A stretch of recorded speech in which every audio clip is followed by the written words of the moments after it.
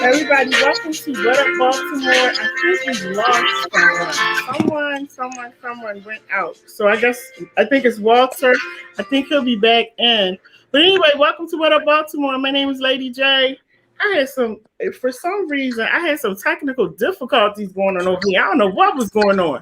But anyway, thank you all for tuning in. Please make sure you share this video because tonight we're going to be talking about the church again.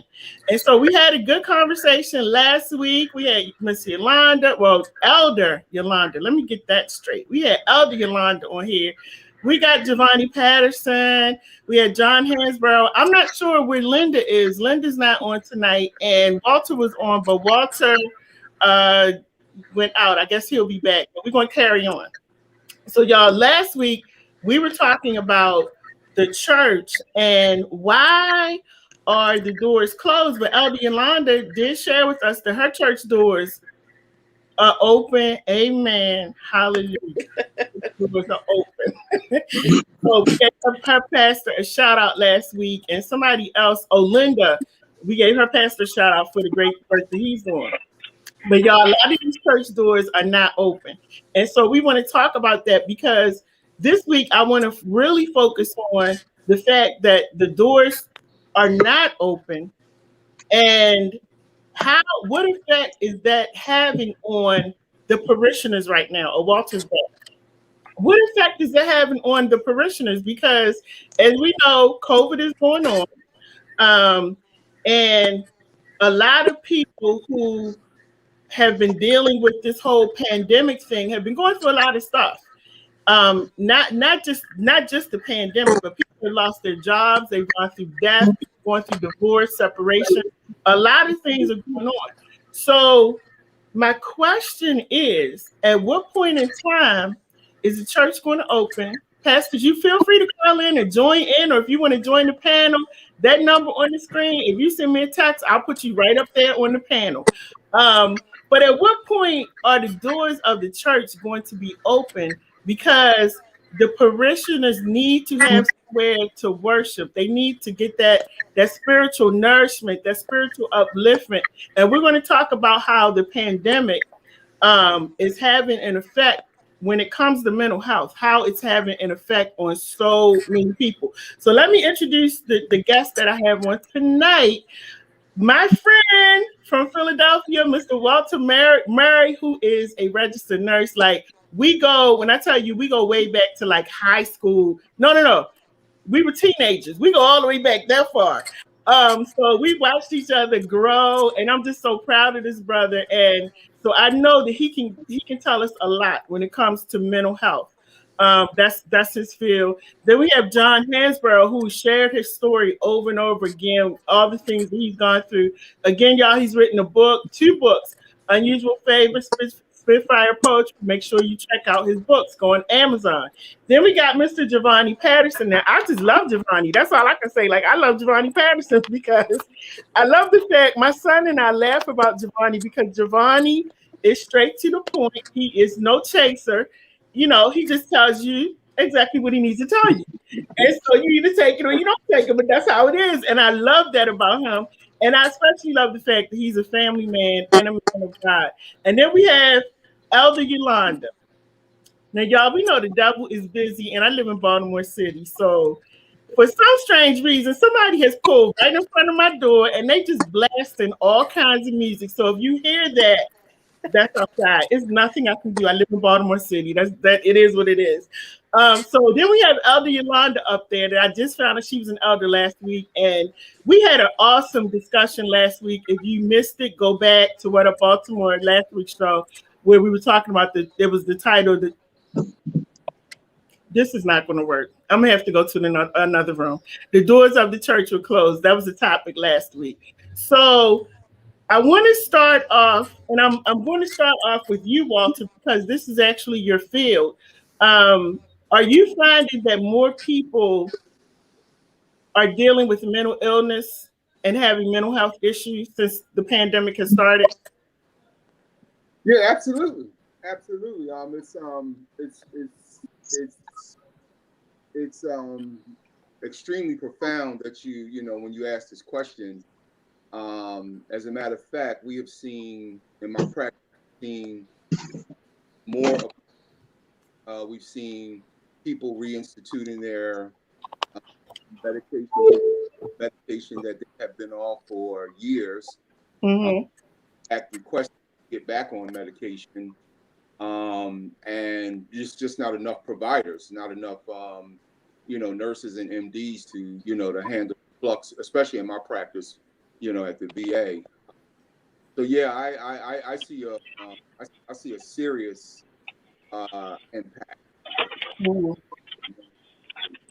it's funny that you said that because I'm gonna go ahead and make my confession right now because y'all, when I become famous, they ain't gonna have nothing to tell because I already told it. So anyway, let me just put it on out there, because the thing is, since the pandemic started, for some reason, I started having anxiety issues, like a lot of, I think it's because also all of the things that I have going on, helping to take care of my mom, and then living in the city, I really started having issues with anxiety this year.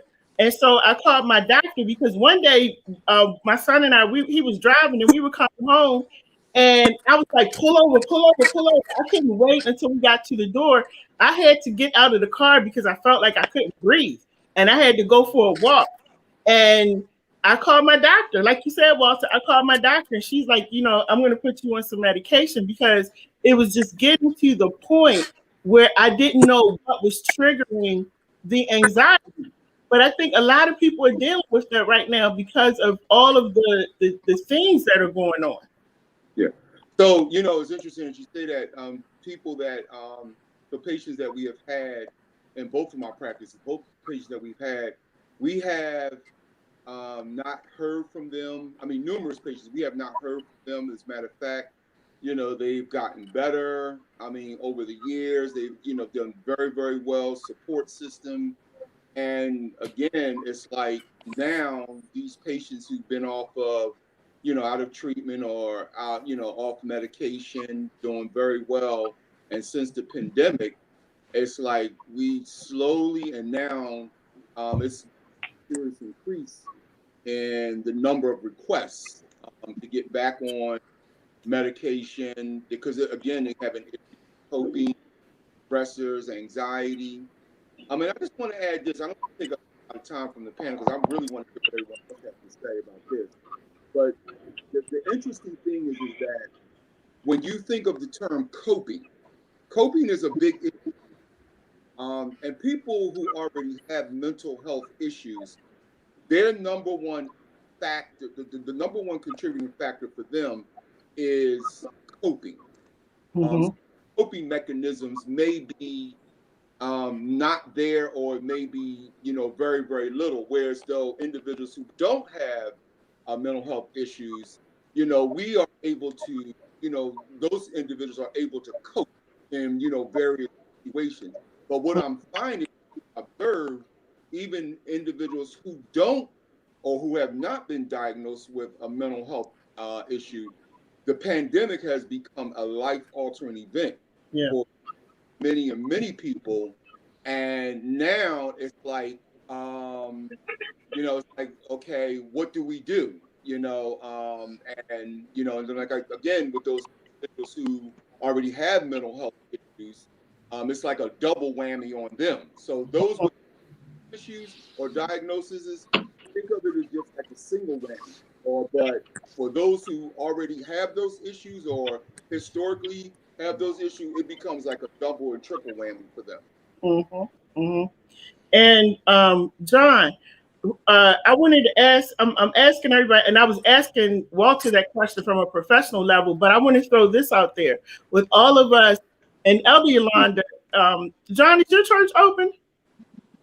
The church that I used to attend is open, yes. It's open. Giovanni, is your church open? I don't know. My church ain't open, so so I wanted to have that discussion as well, because I wanted to ask the three of you, how do you feel? Do you feel, this is the question, do you feel that the church is equipped to deal with the mental health issues that are taking place now that Walter just talked about? So can I jump in here? Go ahead. All right. So I guess my issue with the church is that it's doing just exactly what therapists would do, and that's really teaching people to cope. And what I think church has become is an ultimate coping mechanism or dependence for a lot of people. Right. So when you remove what people depend on, it creates a space for a lot of other issues. So most people, so a lot of people were dependent upon the church to avoid something else that they might have been facing, in life, whether it be just escaping club life or escaping, a past life or whatever. Now, my issue with the church is that the church has not really been teaching people to overcome, but has yet become a coping mechanism. So as Christians, we're supposed to be overcomers, not copers, right? We're supposed to overcome these issues that we identify with. But what I've seen too many times, especially people in the church do it. They talk about my issues. I have, I can't do nothing. I got my gout. I got my high blood pressure, all this stuff. So people are accepting and coping with things. It's like if I was running track and I was running hurdles, right? It's like I see this obstacle in front of me, which is the hurdle. Instead of overcoming it, I fall in love with the hurdle. I was like, oh, this is my hurdle. Instead of getting over it or finding a way around it, I become attached to it. I claim it. I hold on to it. And what the church has been a failure in doing is getting people to overcome, regardless no pandemic, because as a church body, the church shouldn't be scared of or shouldn't be affected either way, whether they're in church or out of church. Because as an effective Christian, or if you are a Christian, you're an overcomer. Wow. Anybody want to jump in and comment on that? Well, I'll jump in here because the one thing I will say again, shout out to my pastor, because we have several mental health professionals in our church. Amen. As well as he has invited others to come in. And so what would normally be our Tuesday night Bible study or our Tuesday night sit down with the bishop or first lady, he invited those mental health professionals to come in for several weeks and, gave us an avenue to go because, well, I'm going to say for me, being in the South, coming from the South, going to like a psychiatrist or a psychologist or speaking to someone about whatever issue you may be having was taboo. We Black people, we pray. We don't go to the psychiatrist or the psychologist and things of that nature. Mm-hmm. Well, I found that, whatever works for you is what you need to be doing. That's right. My husband, he and I work at the same company. So we work from home. And then my daughter's doing virtual, and, his way of, at first I took it personal. I'll be honest, because he says, oh my God, I got to get out. It's nothing but women in this house. I got to get out of this house. I'm like, what do you mean? But, he'll just go and take a drive. You know what I'm saying? He may put on his music or he may talk to God or whatever he does on his drive, but that's his time that he uses to go and do, just to decompress, so, we like I said before, we've been in church since, the summer, and, that is a way for us to get out and get some other word other than the word that we study at home ourselves and get some of the social contact. Not, we still have to, high bump elbows or what have you, but we had an avenue to do that. Mm-hmm. And I'll say, as far as the church is concerned, again, I'm at the place where I'm saying we need to pick up our word ourselves. Yes, we hear from the pastor and we hear from the ministers and the elders, who's ever giving the word or whatever God has given to them to give to the people for the time being. But we ultimately have to have our own relationship with God. We can't say we're Christians and we don't have our own relationship with God. It's not a dependent. We shouldn't have a dependency. We should have for the church, we should have a relationship with God. We all should have something to add to. Now, that doesn't mean that we're all perfect and that we're always gonna, whatever the situation is or whatever, the problem may be or issue may be at the time, we all may not have had the life experience for it. We might not even got to that place in the word where we've seen that yet. But at some point, we should be able to add to.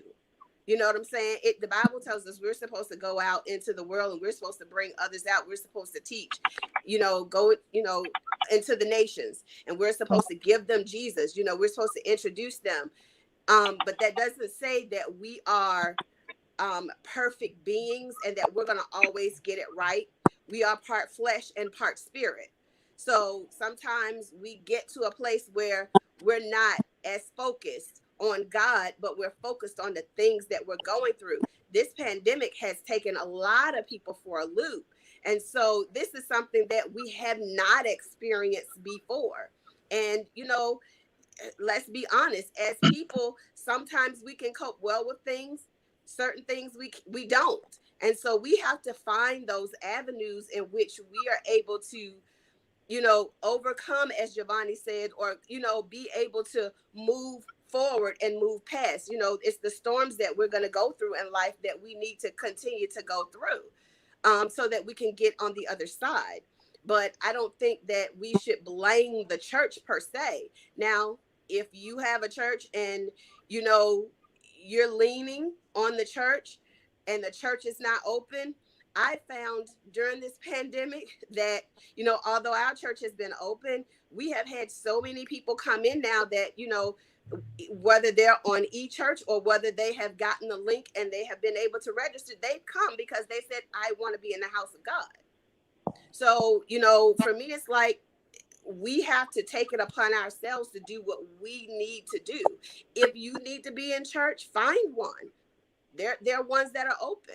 And to the ones that are not open, I pray that at some point, you know, God will give you the wherewithal, the how to do that, so that you can get your parishioners back in the house of God.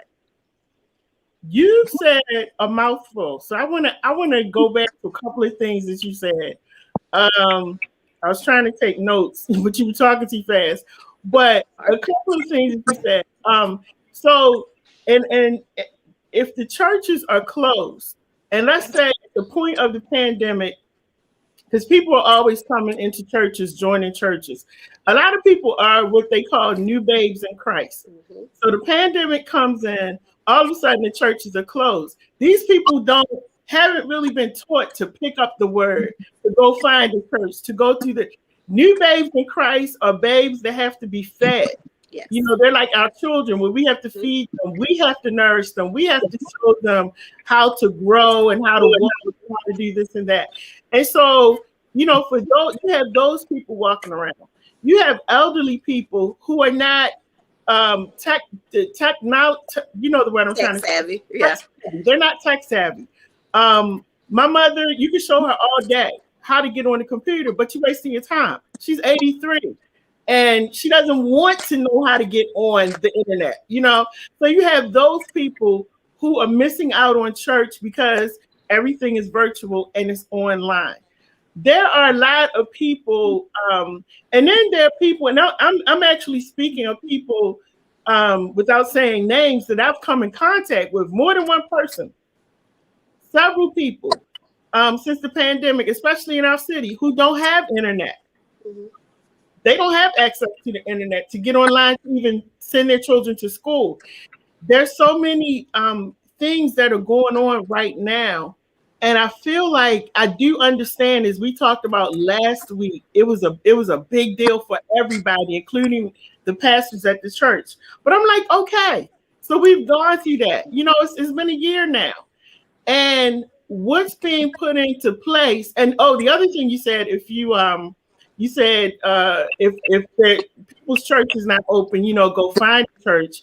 And that works for some people, but for some people who have their own religious beliefs, they're not going to go to a certain denomination if there's something else. So there's so many different things that are going on. And I just wanted to touch on those things because there are people out here with real issues. And those are some of the reasons that they're not, you know, those are some of the reasons that they want the church to be open. John, we didn't hear from you. I believe that whether the church is open or not, you definitely have to have your own personal relationship with God or whoever you worship, for that matter. Like I said last week, you know, I was a faithful member of a church for numerous years, but with the politics that go on and the things of that nature, I just couldn't do it anymore. So if I was in a church at this point during a pandemic, and I'm sitting there and they're taking an hour to do the offering or something like it's going to just irritate me, and I'm not going to want to be there. It's not going to make me feel comfortable because, you know, it's just ridiculous, absolutely, to me. You know what I mean? And then for the virtual, you know, it's good for people who can't get out if they would like to watch it virtually. But a lot of times it's like I'm watching a show. I said the same thing last week, like I'm watching a show or something. You know, everyone is doing their stuff virtually, thank God, so people can see them. But some of the things that go on is just ridiculous. If your church is serious about helping people, saving people, then I'm all for it. But with all the other stuff that comes along with it, that man brings into play, that's when I just can't do it. I just can't do it. Somebody made a comment. They said the church is sometimes where people get judged and it makes things a little worse. So some people turn away. Yeah. Go ahead, Walter. Comment on that, because the brother spoke earlier about overcoming, and I like what he said, because I feel that we are not taught, at least in my experience, on how to overcome and deal with issues. It's more so like we get a lot of theology thrown at us or whatever. And for the person who made that comment, it's very, very profound because, when most people come to church, they're hurting. They're hurting emotionally, they're hurting physically, they're hurting socially, they're hurting financially. And, transparency, I believe transparency is everything. It opens up avenues for resources of other people. It kind of like provides a trust factor, and not only that, it helps to glue that soul together. But when you have a lot of judgmental things, we have not only that, what we traditionally are taught, usually we taught a lot of like doctrine. But when it comes to like how to love, how to care, how to, show concern, how to, what is overcoming? What does that look like? What is that all about? Then, I think that the church now becomes a true avenue for the sick, a true avenue for the sick. The question that I had, not just so much for the panel, but for those that are listening, and that is that how do the church really feel about mental illness? Do they feel about do they have the same attitude or thinking about mental illness as though it's the same as somebody in their congregation who's diagnosed with cancer, with diabetes, or diagnosed with some other type of debilitating illness? And when you see those types of things, and people, I find that people are a little bit more transparent as far as prayer. Not only that, when it comes to overcoming, there are a lot of people who live with a lot of illnesses, cancers and stuff. It doesn't go away at all, but they have a sense of, overcoming. They have a sense of how to deal with the illness that they are dealing with. But when it comes to mental illness, do we really feel that mental illness is really a true illness? Is it really a true disease? That's a question. Wow.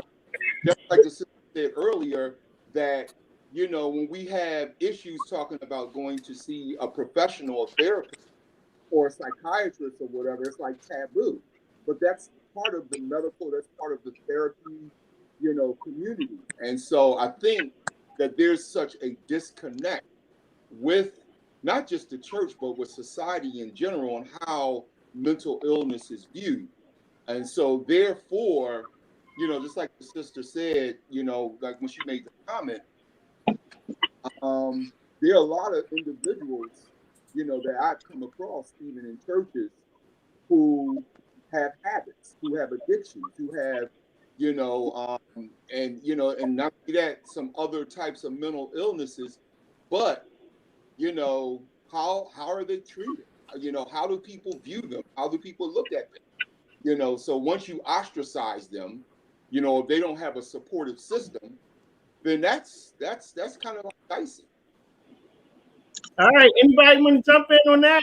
I think he makes a great point with that, because excuse me, with mental illness in the church, I don't believe that we look at it as a disease. We look at it a lot of times as something, we can just pray about that and put them in front of the church, and we're going to get that demon out of them somehow, instead of embracing the medication side of it. Sometimes, we don't, well, I'm not going to say we, because I don't want to single anybody out, but a lot of times some of the older generations don't really believe in taking medicine like that.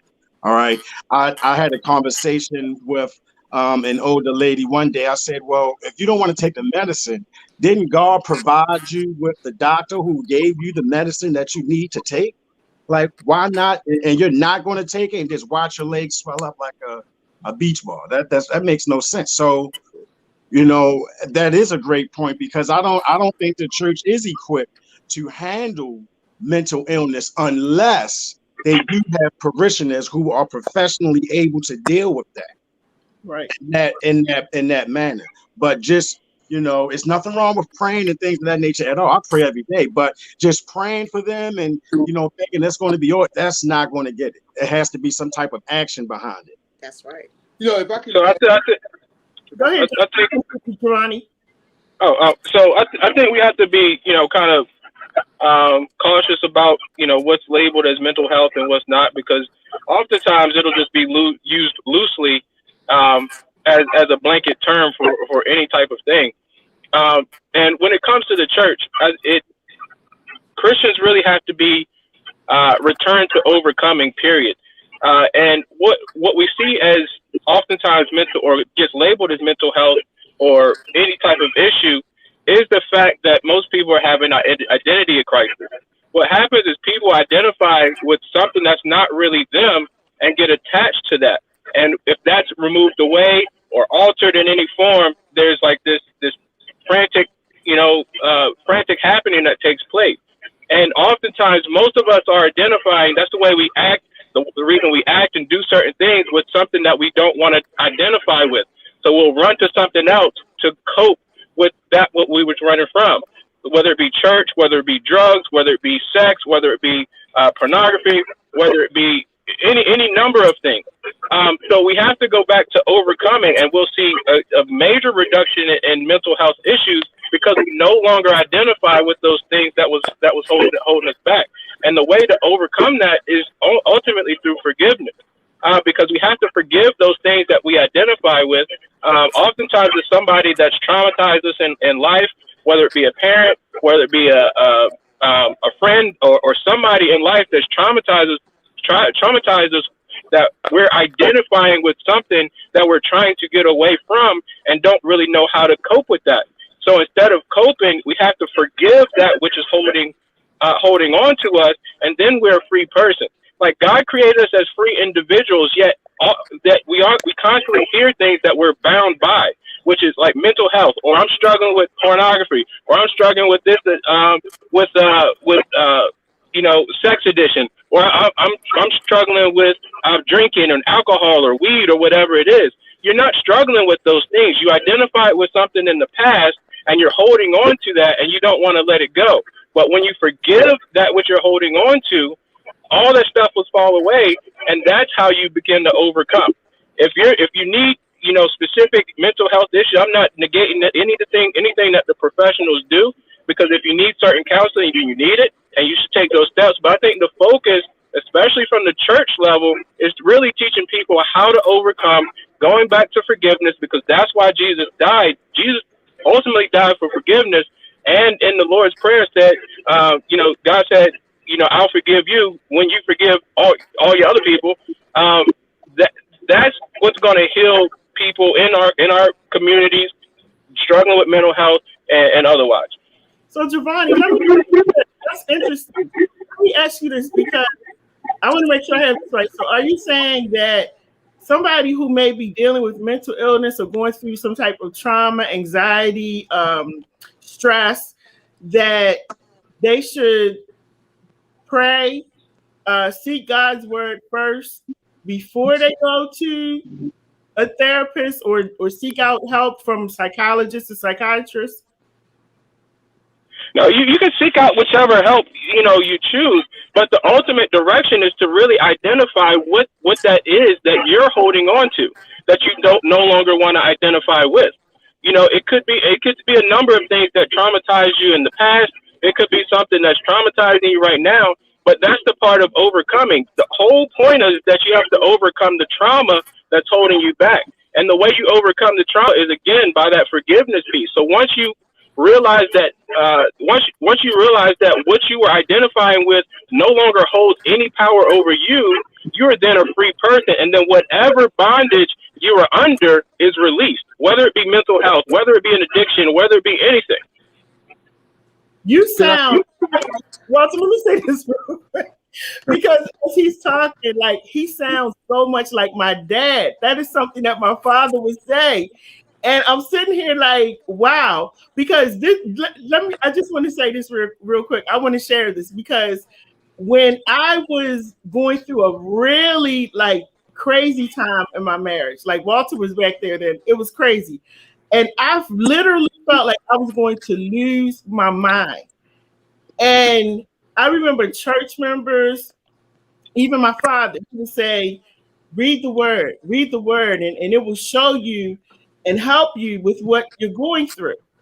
And what I would always say to those people is that if I feel like I'm going crazy and I feel like I'm not able to process what's going on in my life right now, I can't even read and understand what the word is saying. I can't process that either. And I used to get so frustrated hearing that because the only thing that was doing was driving me even more crazy because they were like, read the word and just like you just said, it will show you where you need to forgive, who you need to forgive. It'll help you to overcome. And I personally say no. I say no because if I am mentally unstable and I am having a hard time focusing at work, taking care of my son, taking care of myself, I need to see, I need to study the word. I'm not saying don't study the word because I definitely need to still speak the word, but I need to definitely seek professional help, possibly be on the meds, maybe. Some people need to be committed, for a little bit. Something needs to take place. People have been trained, as I told these people back then, people have been trained to deal with people with mental illness and mental health issues. And the help that I received from those mental health professionals helped me to be the person that I am today. Had I not Yeah. gone to see those people, I would not be able to sit here. And I had the word too, but I wasn't able to really understand the word until they helped me to understand what was going on with me.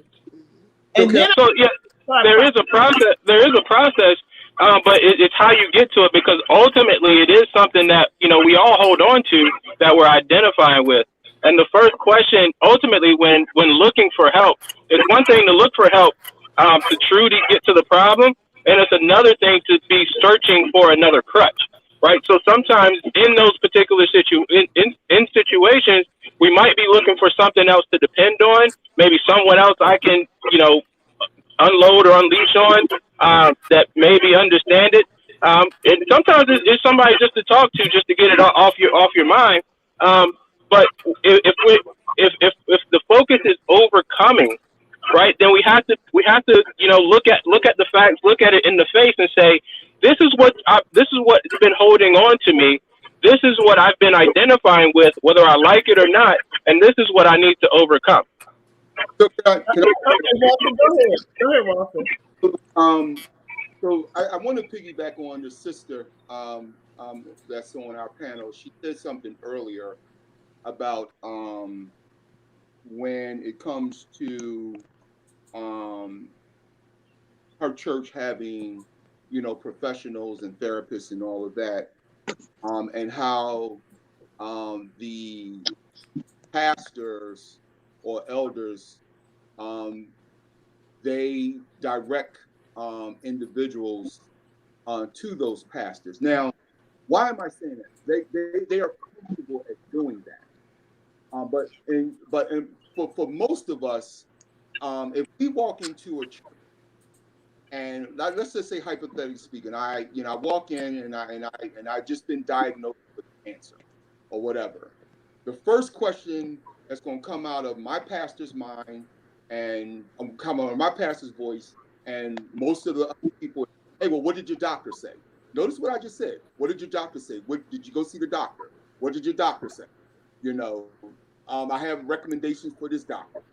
But if I come into your church and I am like having a serious crisis that could be life threatening, or going through like a major depressive episode, or maybe, medically I'm hearing voices or whatever of that nature.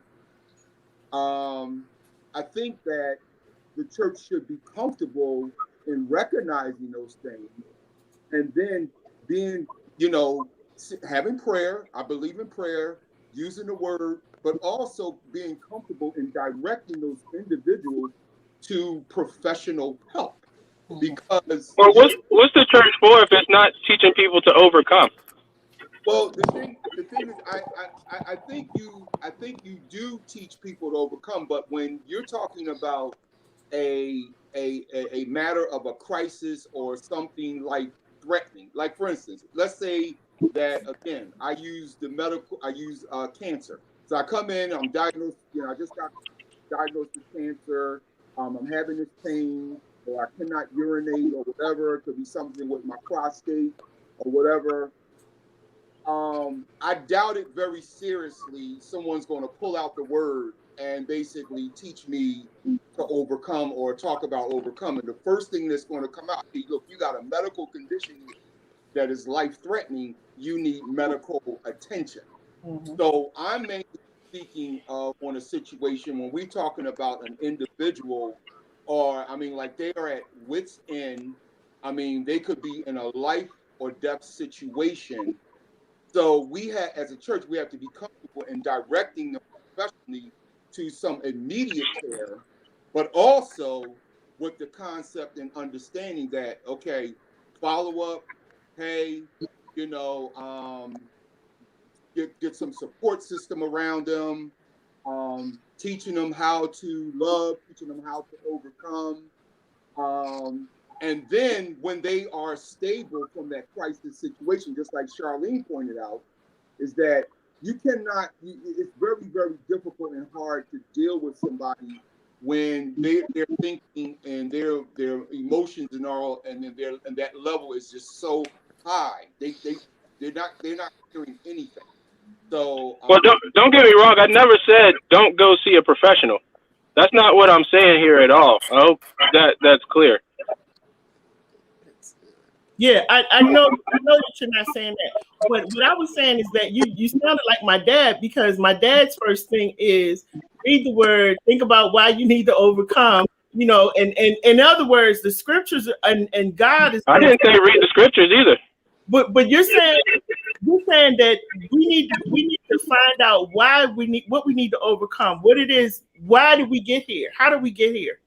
And so how do we find that out? Are we praying? Are we going to church? Like, how, when you say that, how are we finding that out? If I'm a person, that's where the church, that's where, either church members or church people should come into play.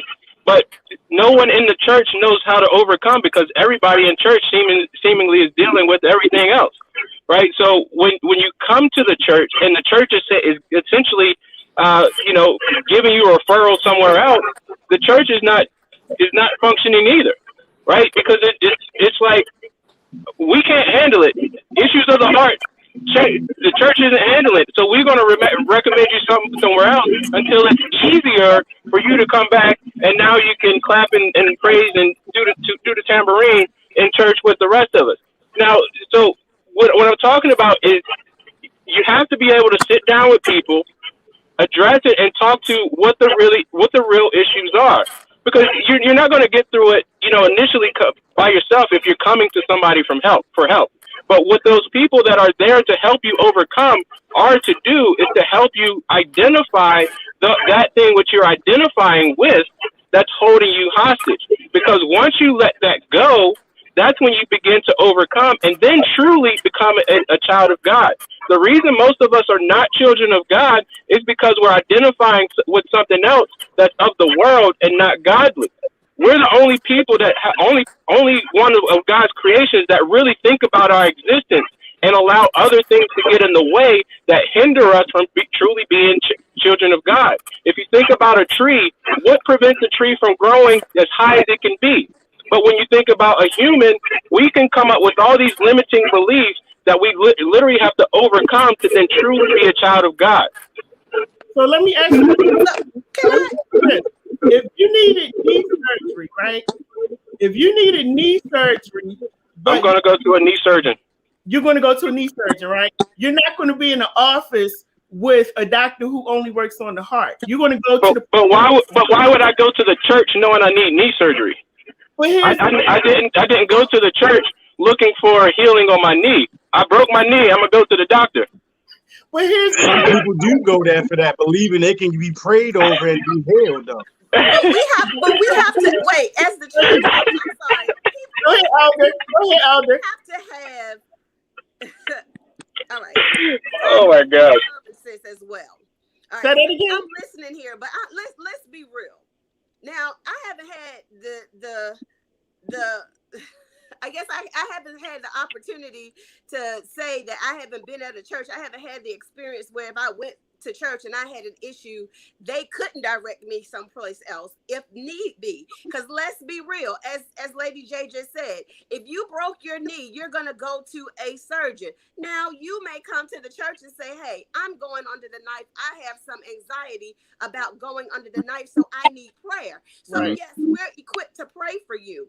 We just had a member who she had cancer. She had breast cancer. She did her chemo. She rang the bell. They declared her cancer free. But she came. She said, I have cancer. And we, prayed, hey, God, we don't know why you allow what you allow, but we believe that you can do this thing. Let's be real about this thing. I'm not a cancer doctor. I cannot say to her, well, this is what you need to do, A, B, and C. If you feel a lump, I'm a woman. I'm going to say, hey, have you gone to your doctor to get that checked out? And that doesn't take me being an elder. That just took me being a woman. But she might have been comfortable to come to me as the elder and say, hey, elder, this is what, I'm encountering. What would you suggest? We're going to pray. But we're going to do what the normal is to do, what the smart thing is to do, what's intelligent to do. Hey, you need to go to your doctor. You need to make an appointment. You need to get seen for this. Now, mental health, I'm going to be real. I have 2 children that have ADHD. One's 25, one's 17. Now, for me, coming up where I came from, Bessemer, Alabama, right outside of Birmingham, they don't need to go. They just need to focus. No, we need to figure out what is actually going on. They're having some issues that I can't explain. And I can pray all I want to, but God has put things in place for us to be able to use so that we can go to those things. That's just like saying I have high blood pressure and you have medicine to take, but you're going to say, I'm going to pray that God heals me. He can heal you, but he told you you need to go to the doctor, take that medicine so that you won't die in the process. Can I just pick? And you know what? I want to say this also. I'm glad you said that, Elder, because and I want to mention Walter. He's an elder also. But I wanted to say this too. Now, the other thing that I want to say loud and clear is that we have a lot of pastors who are giving advice who have not been trained in certain areas to give advice, whether it's marriage counseling or, pray over your body and your cancer going to go away. You have not been trained in that area. You've been trained to be a pastor and pray and grow your church and do all the stuff you've been trained to do. And that's the one thing that really irritates me, because we as parishioners, sometimes we make the pastors feel like they can do everything, and they can't. And so many people that I've met, especially females, have gone through so much abusive behavior. I'm talking about physical, mental, verbal, isolation abuse, because they've gone to pastors and they said, I'm in this abusive situation. The pastor said, let's pray. Let's pray about it. We're going to pray. We're going to seek God. Meanwhile, they're getting the crap beat out of them. One of my friends passed away from mental abuse a couple years ago, and he was a male. And so we as a church, when it comes around to mental illness, that's the one thing that it seems like they're here, there, and they're everywhere when it comes to advice. Because instead of saying, you know what, I don't know how to deal with that, let me refer you to somebody, that's not happening. So I love the fact that at Elder Yolanda's church, they actually have a team. Because, see, that's what's supposed to happen. We got praise teams, we got the women's team, we got the elders marching around, we got the choir marching, but we don't have a mental illness team or mental wellness team. And somebody sent me a text and said, Lady J, some churches are too small to have that. Well, if your church is too small to have that, there's something called a phone, right? And you can Google places, and you can Google and say, you know what, sister, let's look up this place because this is in your area or in your neighborhood. This is where you can go to get help. Go ahead, Walter. Go ahead. Let's say one thing. I want to piggyback on the sister. And to be honest with you, this is a great forum because everyone on this forum have some very, very profound comments for this discussion that we all definitely are learning from. I'm being enlightened by comments that I've heard from everyone so far. But I want to say this, and that is that let's not forget that the reason why that we are in the condition that we are in today as human beings is because of one word, that's sin.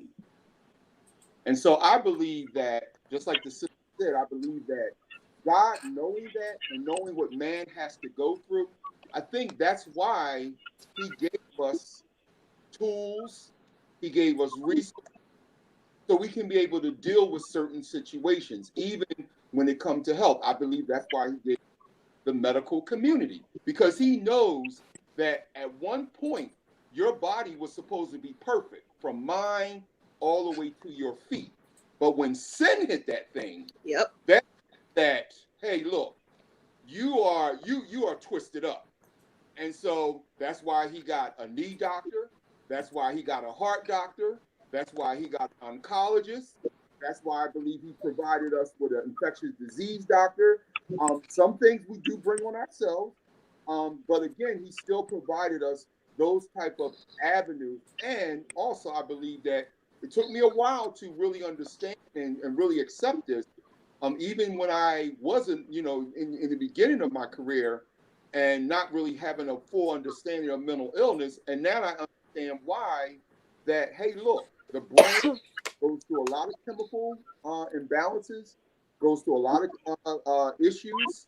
Some people are genetically born with these things. Some are not. Some bring it on themselves.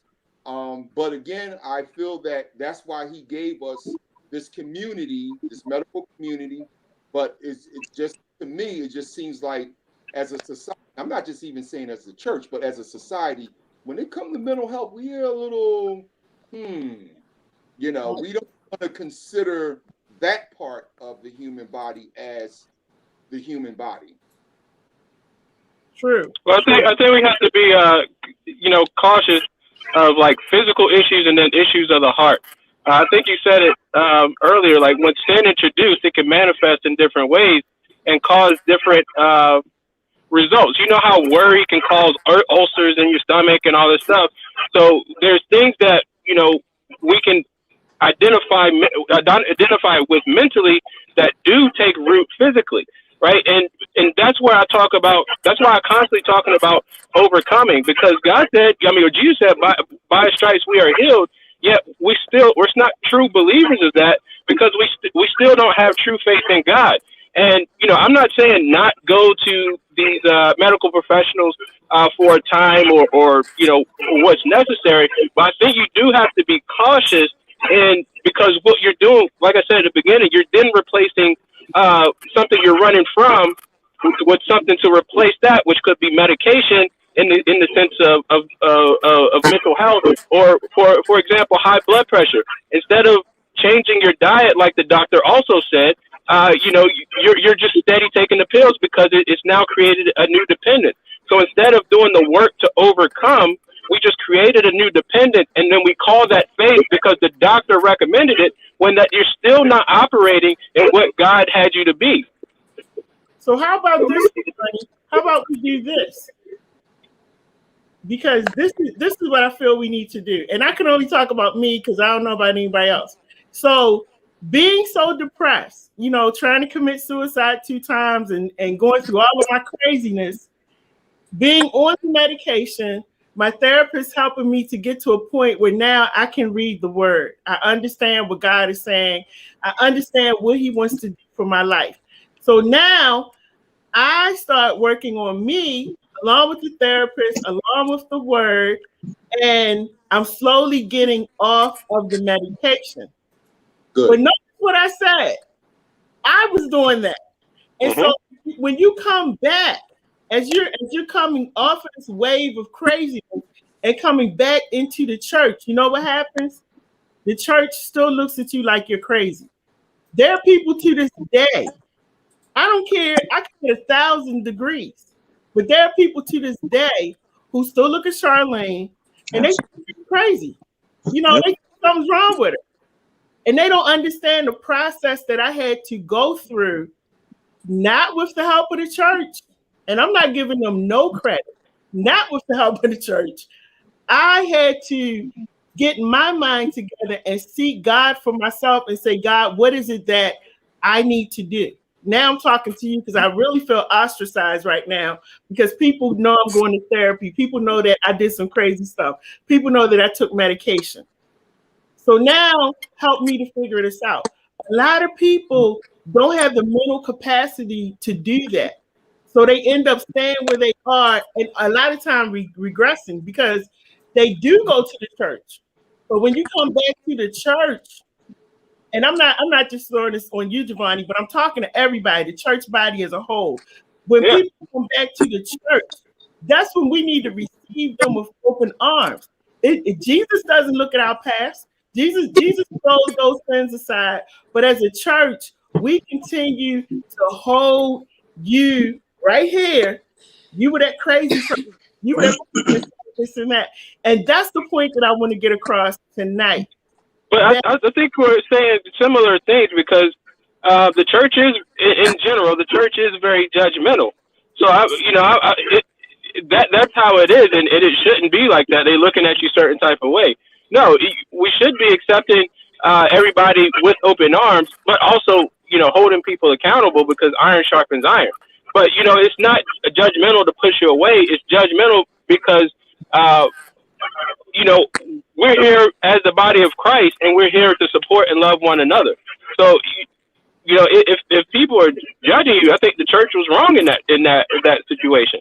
I'm not advocating for the church to do that, but what I am saying, it is another example of how the church in general has become more ritual based, more cultic based, in such that the church isn't really equipping people on how to deal with issues. Because if the church was equipped to deal with issues and to help people overcome, then when you presented yourself back to the church, or you wouldn't even have to leave in the first place, or be pushed away in the first place. And then when you come back, it would still be the same, attitude because, hey, the church, God loves you, I love you.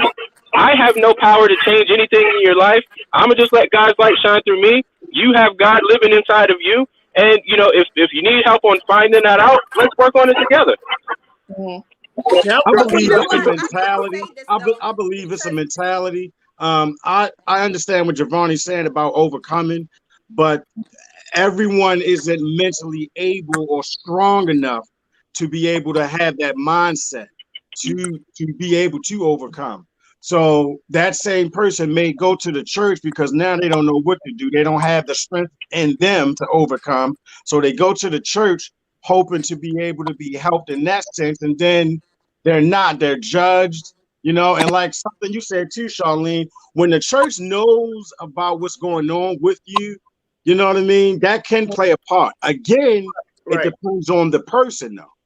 My church that I was going to knew a lot about what was going on in my relationship with my wife, but I got to a point where I didn't even care. Like I wrote a book about it. Here you go, read it. Like I didn't even care. You know what I mean? So it's got to be a mentality that you got to get to say, you know what, you can say what you want. I really don't care. My relationship was with him. As long as I keep it strong with him, that's all I gotta do. Is just keep talking to him. But can we give the church some credit? Like really? I want to give. Because I'm like this. For me, the church is a hospital. Okay. Now listen, when you go to the hospital, you're going to get doctors, you're going to get nurses, you're going to get LPNs, you're going to get orderlies, you're going to get PAs, you're also going to get other sick people. So when you go into the church, you're going to encounter some people that may be going through the same stuff you're going through. You're going to encounter a pastor. You're going to encounter an elder, a minister. You're going to encounter a nurse, because we have a nurses guild at our church.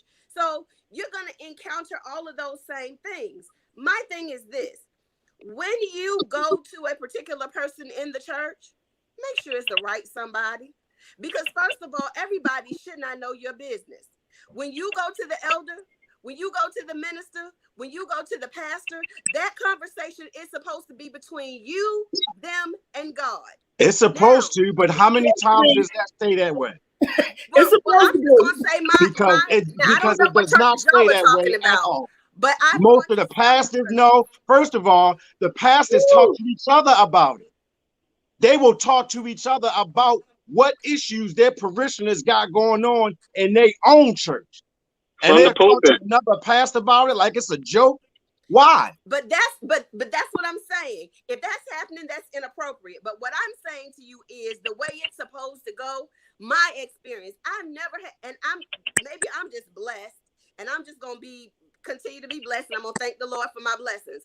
I've never had a pastor that I know of go back and tell anything that I've said. I have had a situation, my husband and I, where we didn't have any lights in our house. We had an issue, it was a back and forth, those people that come to you and you sign up for this and that, and you paying money a place and you think you're paying your light bill is not being paid, your lights are out. My bishop didn't go and tell everybody, oh, well, the Buckinghams don't have any lights, blah, blah, blah.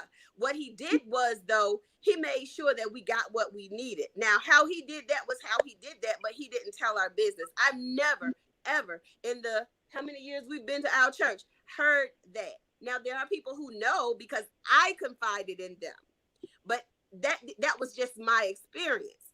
But what I'm saying is when you go to the hospital, you're going to encounter people who have all kinds of diseases. They have cancers. They have, high blood pressure. They have knee issues. They have gout. They have this or that or the other. You're going to encounter that when you go into the church. Nobody from the pastor to the door in a church is perfect. We all err. We all sin. The Bible tells us we all sin and we all fall short of the glory of God. So we all need to know how to go to God and ask for forgiveness, and then go and, as he says, sin no more. At the same time, though, we can't put every church in that box and say the church, and we're going to stick everything in the box and we're going to close the lid, because that's not fair to those. So let's say not all, but most. And you know what? And we're not saying all churches. That's why I said me. I can only talk about me and my experience at the churches that I have been to. And I'll say again, they did not help me. They did not. The people the pastors that helped me were not in my religious organization. And I'm gonna stand by that, because they didn't. Had these other pastors not helped me, I probably wouldn't be where I am today. And so I'm not saying all churches are bad. I'm just saying the experience that I had, I think it was a lot worse for me, because I am a pastor's daughter. And I've been a pastor's daughter since I was about 5 years old. And so the pedestal that they put you on from day one is crazy. And that's going to be a whole nother show, because I'm going to get y'all on that one, because that drives you crazy. And, they try to mold you into who they want you to be, right, and not let you be the person that you are. And when you step out and you say, no, I'm this person, then you're labeled a rebel. So yeah, I've been labeled a rebel. I've been labeled crazy and all these different things. But all of my craziness and my behavior has taken me great places, and this is what they don't recognize, because they have their own little cookie cutter pattern of how they think we are supposed to be. But is that the word's pattern, though? Is that God's pattern for you? Exactly. That's the thing. And that's why I keep saying We're going to encounter a whole lot of different people when we go to churches. Listen, I think I heard the gentleman say that he works in the VA. I'll say it like this. My husband and I are both veterans.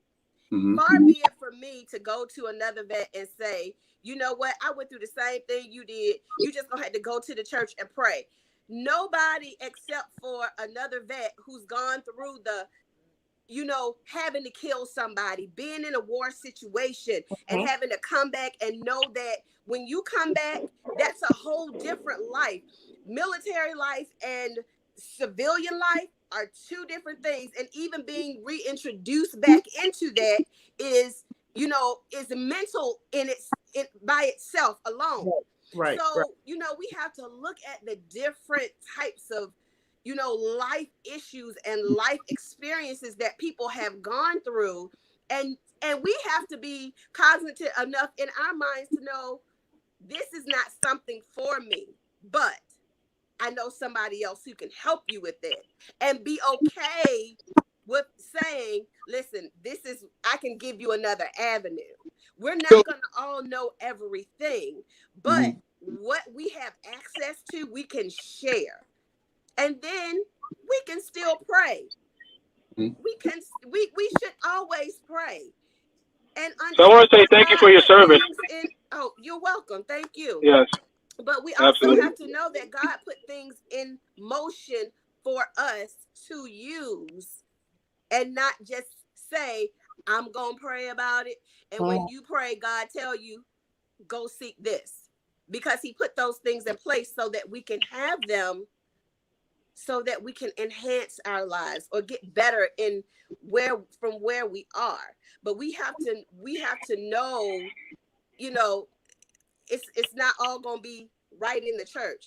You may have it in the church, but it may not look like you think it's going to look. It may not be that I put you on the altar and I'm oil you down and you greasy and all of that, and you've been healed. There have been people who have been healed in the church. I've seen it personally myself. But if that's not God's will for you, if his will for you is to go seek the help that he has put in place for you to do, then that is your healing. That is where you get your healing from. Can I say something? Okay, I want to jump in and do these questions, comments real quick. But we have a comment from Queen Lyrica. That's your girl, Queen Lyrica Camilla. That's Simone. Oh, okay.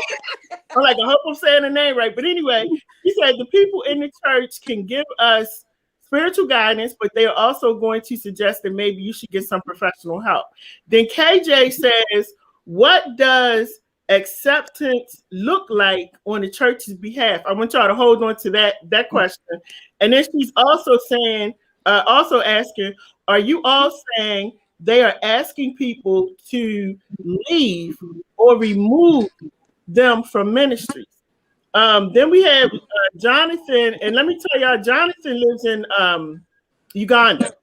So he's watching from Uganda. He says, again, the SDA Church, the Seventh-day Adventist Church, has a lot of material counsels on health, mental health, mind, character, personality. So believe for running to the hospital.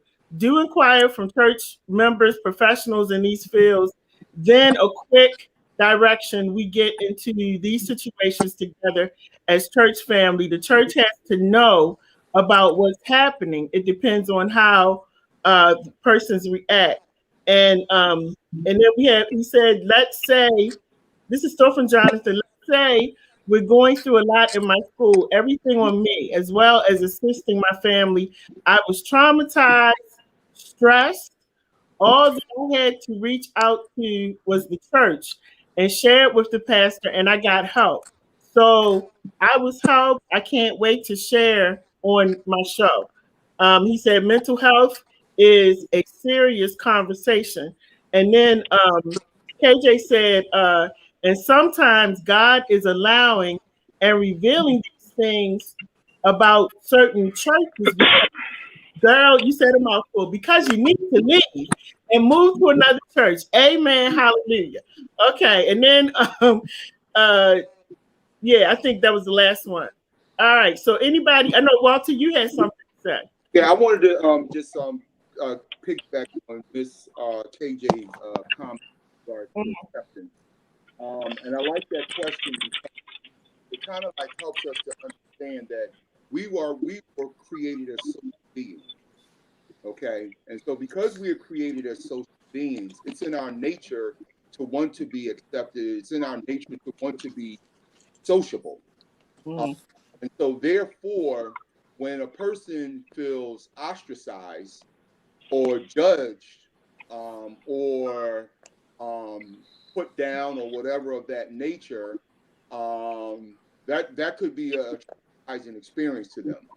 I wanted to preference that by saying first, but by saying this, and that is that I think that we should be careful in this forum, in this discussion, when we use the term church, because I don't think the church is doing us any wrong.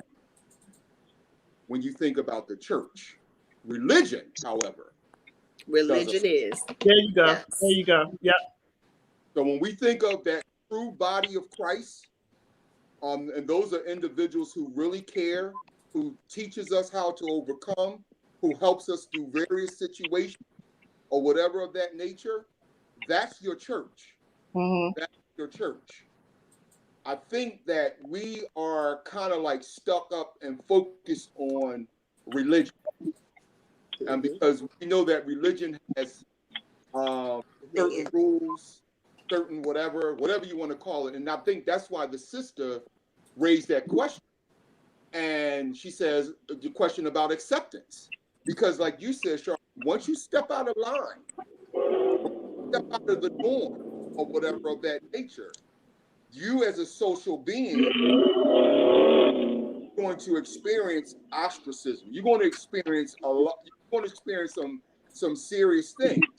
So I think that when we use the term church, I think the church is doing what it's supposed to do. Like when I'm on this line, on this platform to me is the church.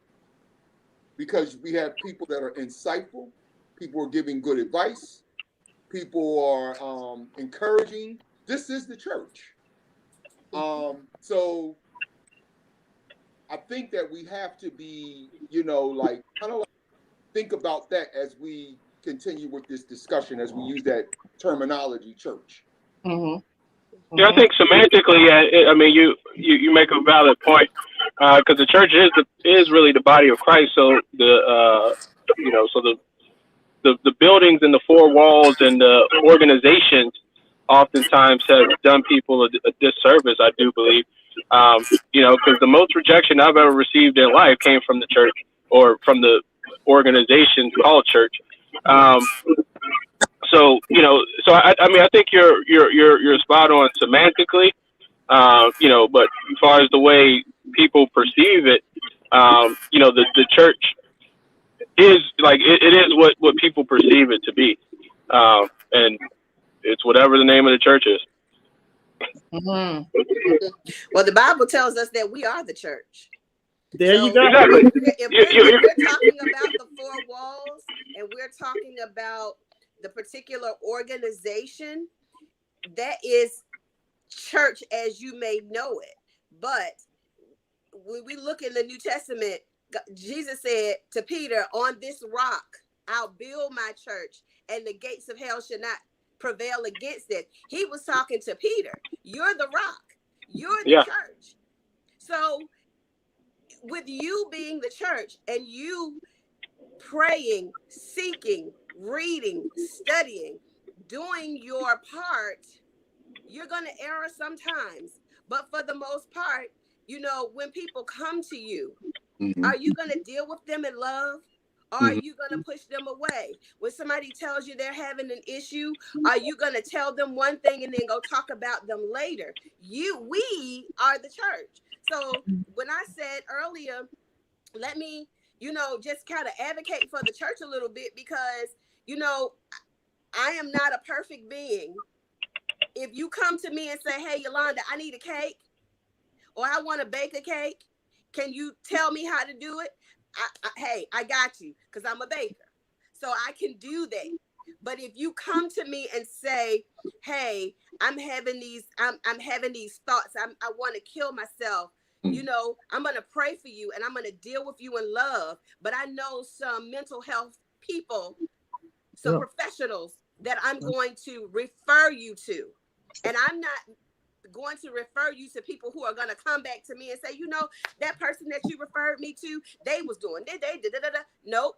What you say to them, your doctor-patient privilege, your confidentiality, your your personal health information, your HIPAA, that they're going to honor.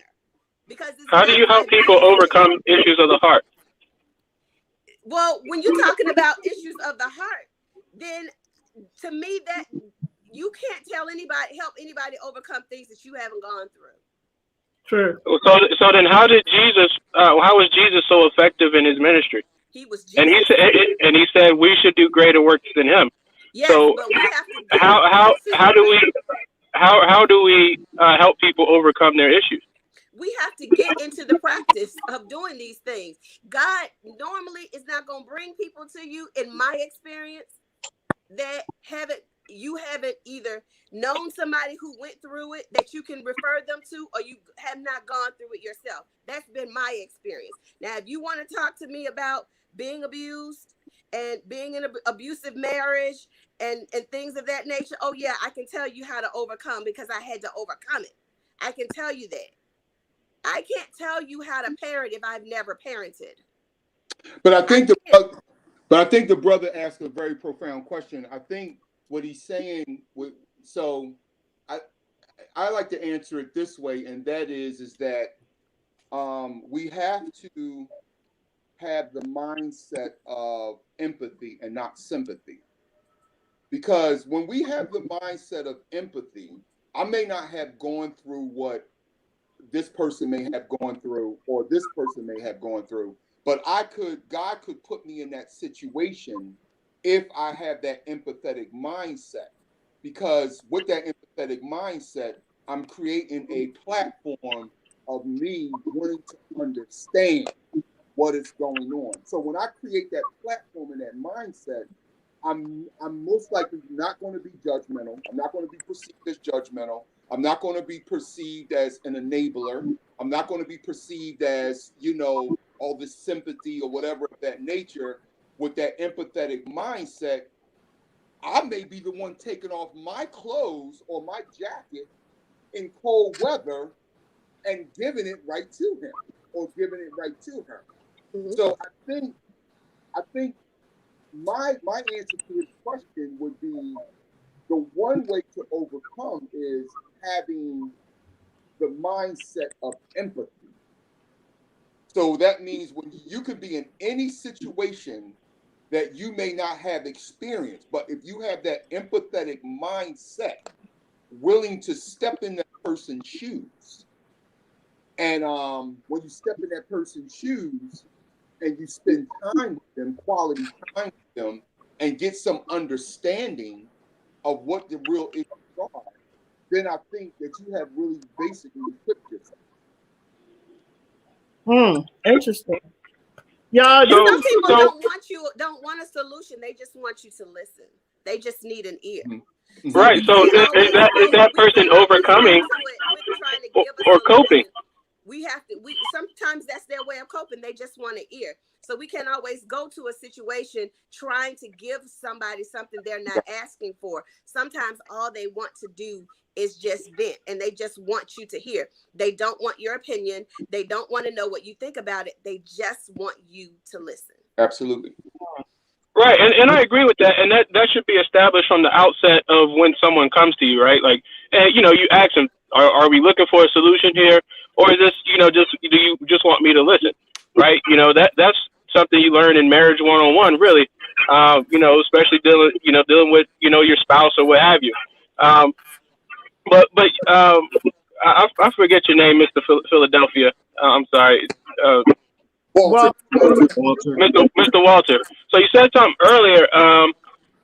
You said, when sin was introduced, that's caused a lot of things, right? So as Christians, we know the root cause is sin, right? But oftentimes we're so busy addressing symptoms of every situation, and that's why when you said, Miss Yolanda, that if I haven't been through what they've been through, then I can't address it. That's addressing symptoms and still not getting to the root cause of the situation.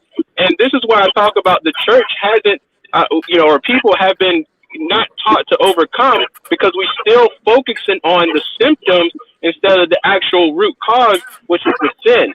And as Christians, regardless of what someone comes to you with, there should be able to some direction to say, hey, this is what the root cause is. This is how we get to identify it, and this is how you overcome.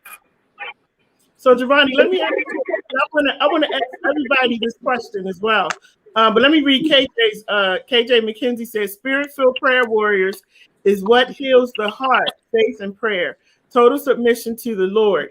And then we got another comment from a young person that says, how are us young folks supposed to ask for help when we see how some people in the church are being treated? Oh my goodness. Wow. You know what? I'm going to have you on for a show. That's Simone.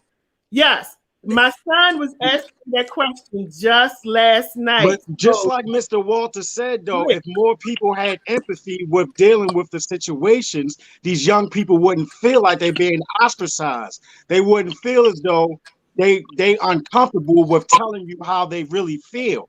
You know what I mean? I had a young lady, LadyJ, you saw on my poetry show, where I do all types of things. It's definitely not a gospel show.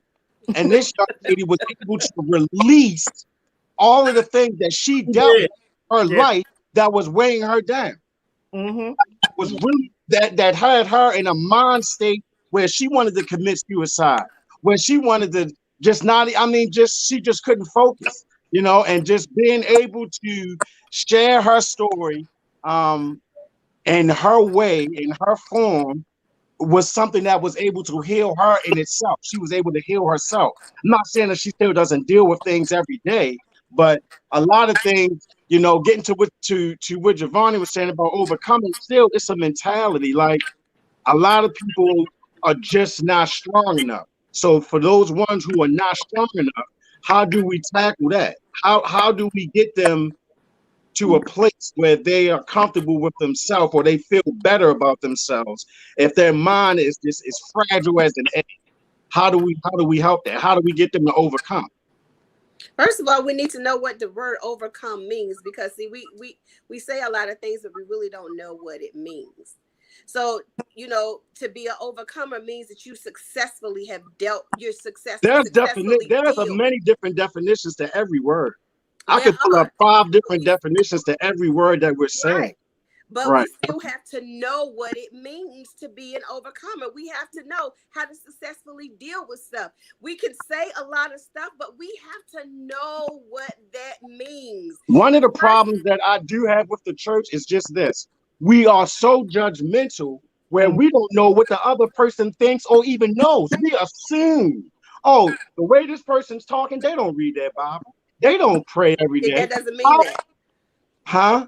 It doesn't, I'm agreeing with you. It doesn't mean that. We have to understand and know what things mean.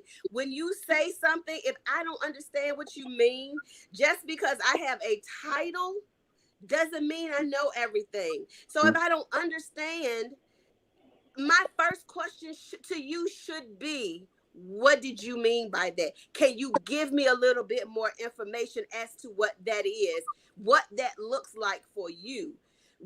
Sometimes we get so quick to just jump in and want to tell people what we think, but we have to learn how to stop and pay attention to what people are actually saying and get a knowledge base of what they're talking about. Understand what they're saying. Know whether or not you're even equipped to help them with that, or if they need to go elsewhere. We are not the end. We are not the know-all, be-all. And we have to be not think more highly of ourselves than we ought to, and know when we are. Well, that's what happens when we're in leadership a lot of times, though. That's what happens when we're in leadership a lot of times in the church.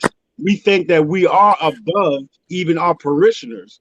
So, like a lot of times, if I feel like if you're a strong mentally person and you can think for yourself, sometimes they don't even like that because they feel as though they can't tell you anything because you think you know.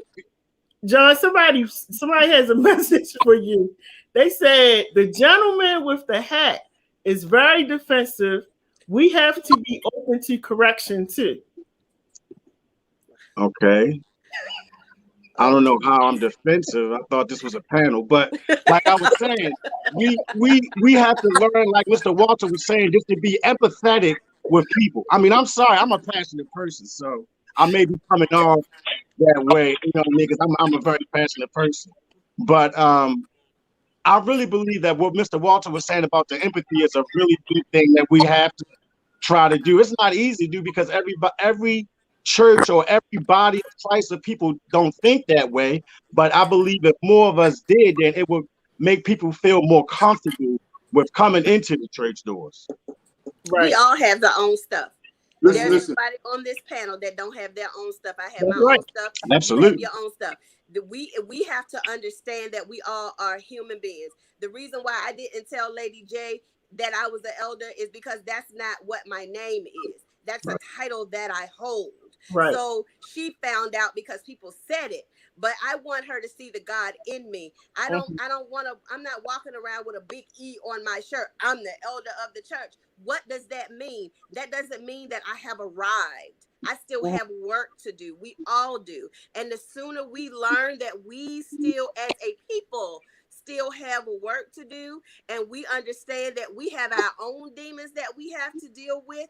Just because you say yours and I don't say mine doesn't mean I don't have them. And just because people doesn't know them doesn't mean that at some point God won't reveal it. So we have to be very, very careful with judging people, because I do believe our Bible does tell us to judge not lest ye be judged. So if you don't want to be judged, then I think it would behoove all of us to keep our mouths off people and deal with everybody in love.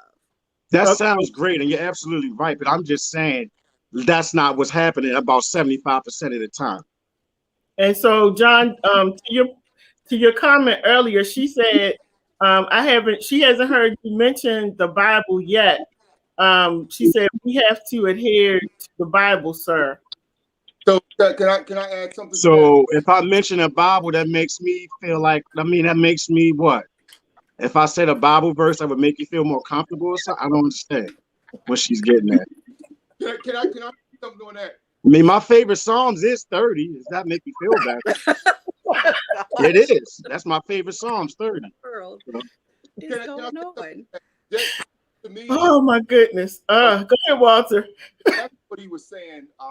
That's why I love the story of the Good Samaritan, because it shows things here, and that is God. You know, He told us. I believe He gave us that for a reason to help us to understand. You know, to stop in our tracks, be aware of our surroundings, be aware of the situation, be aware of what's going on, and not only that. If we, there may be situations where you may have to step outside of your own religion or your own four walls to get the help that you need. Because I think about the Good Samaritan. I mean, this guy, first, the brother had two of his own family members pass him by. Two of his own members passing by, and I'm gonna be honest with you. I'm just imagining what that looked like. You know, there's a lot of judgmental going on. There's a lot of that, and here is a person in health, and then here is someone that come along that he doesn't even, and that person stops in his tracks, looks at the situation, becomes empathetic, and heals and restores the man, and teaches me that, when I think about this whole form about whether we are equipped, church, and that's why I like to go back to us as a church. I believe that the church is, because there are people that will stop in their tracks. You know, there are people that will listen, as the sister said, stop and will listen. But they may not be in your religion. Right, exactly. Not be in your right. In your comfort, so to speak, your comfort zone, or where you think you should go to. Because God forbid if you step out of that and go seek help, you know, to the church, again, I like to say the church, then you even ostracize even more. Right. Just give this quick story about my dad. When my dad, and Charlene knows my father was, I mean, like, he was considered like the guru of ministry, street ministry, and all that. When my father married outside of his religion, the church ostracized, or the religion ostracized. And then my father fell on hard times, major depression, and started drinking heavily. He will tell you that the only reason why, one of the main reasons why, is that he's back and full swing, and his mental illness as well, his spiritual life as well, is because this woman, his wife, who was not a part of his religion, was praying for him, was empathetic towards him, did not judge him or whatever. And basically was the instrumental part in that restoration. But when he was out there, where were the other individuals that were, you know, that he was accustomed to? Right. Who could pull him back? Yeah. Who could pull him back? I think, and so guys, I gotta thank you so much for this panel. It's been really nice. Because you know, y'all be helping me with these too when I'm on here. And I know some of the people at church be like, did you see her on? Yeah, y'all gonna see some more. And so, because we have to talk about it, we got to be real. And something that Walter said is, it's again, and I got to remember that, not so much calling out the church, but religion. Because in these different religions, everybody has the do and the don't list and all of that. And I've gotten to the point in my life where I go by the word. I'm not going by the religion. Follow the Bible. If it's not in the Bible, don't talk to me. Right. So, you know, at this point in time in my religion, for a lot of people, they've already told me that, you know, I'm going to hell. And so I don't know how they figured that out. I didn't know that. But they already know that I'm going there because I wear makeup and I wear jewelry. Oh, Lord. And so, you know, they've already told me that I'm going. And you know what I said to them? Thank you, because I really didn't even know that you had that great connection with God. But, you know, the connection that, and I think John said it, nobody knows what your relationship is with God. And as I'm saying to people, if God is that petty, that he's going to say, you know what, you cannot enter the gates of the kingdom because you got makeup on, you got lipstick on. He's not that petty. And again, that's not in the Bible. Thank you. Again, I tell people, if you talk to me now, please show me that it's in the word. That's all I'm asking you. If it's not in the word, there's no conversation. You know, there's no conversation if it's not in the word. I don't care if it's my religious organization, my dad, who we go at it quite often. If it's not in the word, you know, I'm just at a point in my life that's where I'm at, you know. And I feel like God, if you can look at your life and you can see how God has, well, let me take God out of it for a minute. If you can look at your life, everybody, whether you're listening or watching us, and you can see that your life has turned around so drastically, and it's just been so many changes, and you at a point where you never thought you would be. That's not your doing. That is not your doing. Me sitting on the sofa, and Walter knows where I used to be. Me sitting on this sofa right now, That's God. That's not anything that I did. And I mean, it's been a big turnaround. So, that's why I say when people say to me, you're not going to go to heaven because of X, Y, and Z, I say thank you.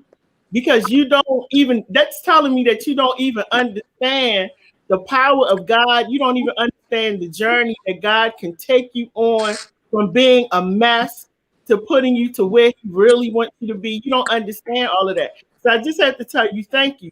But I want to say to everybody that's listening as well, that's in these churches, that words have power.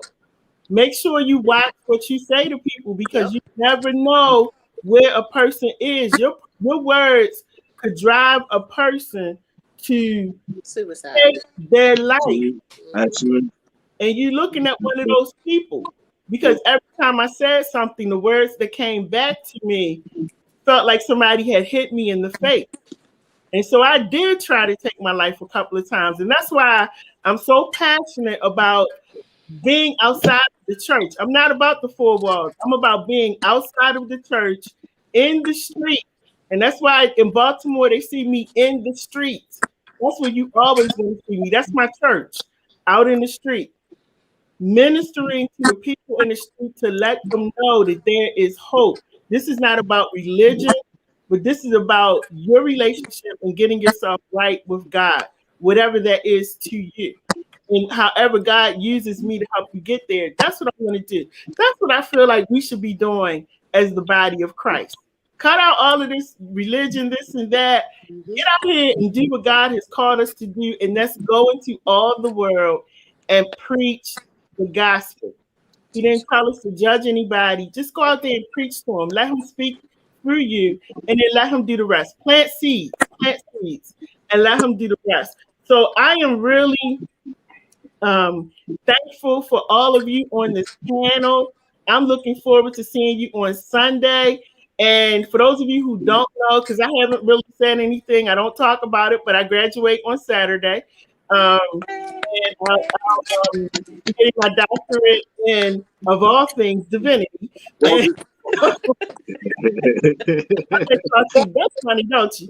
And so, so I'm getting my doctorate in divinity. And again, this is not about standing in the pulpit. This is about my journey with mental health issues, being able, God helped me to overcome, and then being able to go out and help other people. So the degree is not so much about me saying I'm doctor or whatever.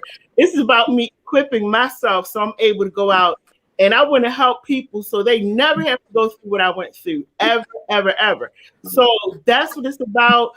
And again, when I celebrate on Sunday, it's not even going to be about me. My celebration is going to be about all of the people that were with me from day one to the ones that God put in my life. It's about elevation. And that's why I said, I just thank God, because I'm not even thinking about the graduation. I'm thinking about celebrating with all of the people that He has surrounded me with. Because people like Walter, who saw me from day one to right now, like he saw me at my worst to now. Then I got people like John, and when I met Giovanni pushing me, to go here, go do this, meet this person, that person, meeting John, like meeting Yolanda, like He put people in my life that I'm like, you know what, God, these are the people that You've been grooming me to meet. And You've been grooming me to be around like-minded people, but I had to put my mind straight. And so on Sunday, it's just going to be a celebration, and I'm going to have fun with all of the people that He has surrounded me with. So if you're not there, that means that it means what it means. And so, can we celebrate my doctorate too? Yes, bring your Congratulations. Yes, bring yours too, Giovanni. We'll celebrate you as well. So all right, I'm gonna bring my doctorate. We'll talk about that at the party. I'm gonna bring my oil for Giovanni. Huh? I'm gonna bring my oil for you. Listen, you're gonna need it on Sunday for real. You're gonna need it. You got to go to my page and see what I'm talking about. Yes. Again, words have power. But you know, when you're in a certain place in life, those words just kind of fall off. You know, they just fall off and you laugh about it. But I know what he's talking about with the doctorate. But hey, I want to thank everybody. Walter, thank you for coming on. I wish you all the best in everything that you do always. John, thank you. Thank you.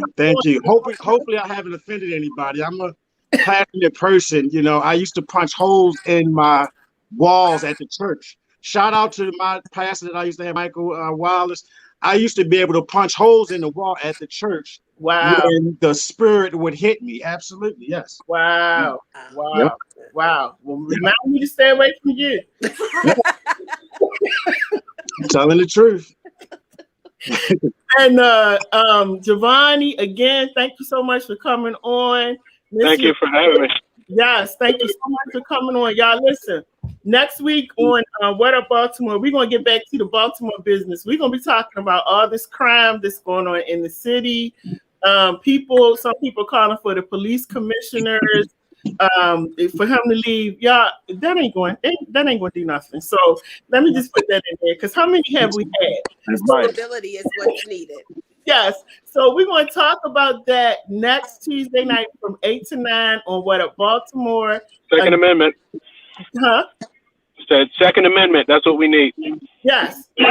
Yes. And so, but make sure you tune in, especially if you're from Baltimore. If you would like to be on the panel next week, if you're from Baltimore City, now I ain't talking about Baltimore County, I'm talking about Baltimore City.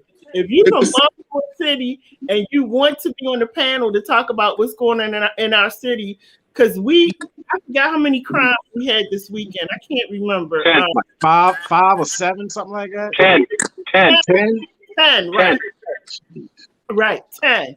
And they just killing people every 5 minutes. So, as I told my mom, who worries about me going out with the COVID virus, like I told her, I'm never worried about COVID, but I'm always worried about a bullet. Because if you make it home in this city, then you are blessed. If you make it home every day, because a lot of people don't make it home. So that's what we're going to be talking about next Tuesday. If you would like to be on the show, take the number that's on the screen, 443-297-4753, and I will definitely put you on the panel. Oh, y'all, before we go, the young lady left a message on here. I wanted everybody to, I didn't want her to think, where's that message at? Okay, so this is one of our young people. I'm sorry, I didn't want you to think I forgot. She says, I can't talk to mommy, and I can't talk to mommy, Elder Yolanda. Oh, this your daughter. I told you, that's Simone. I can't talk to mommy, Elder Yolanda, about everything. Sometimes I want to talk to someone else. So we're going to do something about that. Tell your daughter I'll call her. If I don't call her this week, I'll call her next week. Can I say something on that right quick? Miss Yolanda, please bring your old Sunday for the party, because I do need it. I definitely need it. Please bring it. I do keep my oil, though. I travel with it, but I was just messing with Giovanni. What's her mindset when she wrote that statement? But I'm imagining that sometime when it comes to your own kids, and you're in that professional realm and stuff like that, it becomes that. And I wanted to share this with you because I kind of like empathize with what her statement is. My daughter ran a program. She actually did an event for battered women, and I wasn't actually supposed to be, but I ended up there.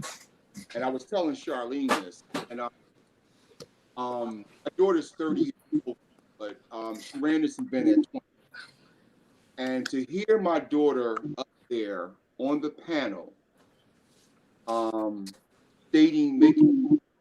sharing her story, how depressed she was, and how she was on the verge of committing suicide. And I'm standing there and I'm asking myself, I should be more in tune with this. She's right in my home as a teenager. She's right with where did I go wrong, as a mental health, professional and all of this, where I could have, figure out. But, I realized that sometime, when it comes to us as parents in our own professions and things of that sort, it doesn't take away from just that, when your children are going through some very serious issues, particularly PK kids and, all of those types of things.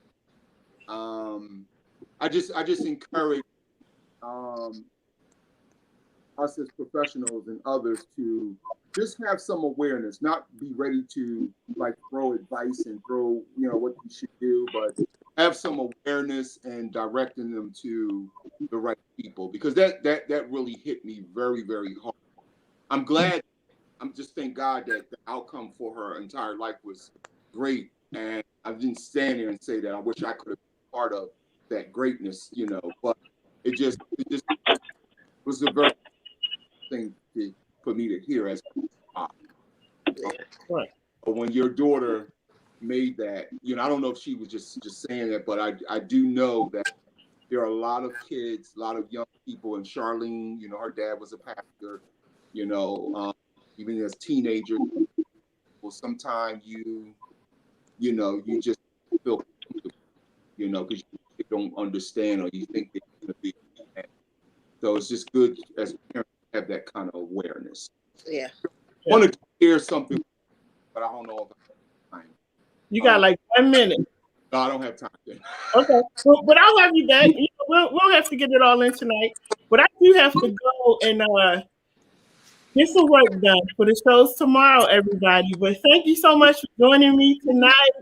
And listen, make sure you join us the rest of the week because we got John's shows. John, what you doing tomorrow night? Tomorrow, Unusual Favorite Show is tomorrow. The importance of prayer in your relationship. We'll have Daryl, the mentor, and Kendall Lanice, the life coach, will be on with. It's going to be a good show. Check it out tomorrow from 7 to 8 on Up Baltimore. Yep. Y'all, his show is fire. And he got another show called Spitfire Poetry. Make sure y'all check that out. That'll be next Tuesday. It comes on. Wednesday. So I keep saying, you want me to change my days to Tuesdays, LadyJ? She did that. She did that to you last week, John. She did. I know. I keep saying that. It's Wednesday. But listen, we got a Tuesday night opening for anybody who wants one. We got a 7 o'clock opening on Tuesday for anybody that wants to do a show. So give me a call. But y'all, thank you. It's been nice. I'll see y'all at the party on Sunday. Everybody have a good week. Be safe. And listen, love one another. And really do as the word says. Giovanni wrote something on here. What was that scripture, Giovanni? Matthew chapter 6. God just wants us to just be. And there you go. All right, we're going to end on that, y'all. Have a good night, everybody. Thank you so much. All right, thank you. All right.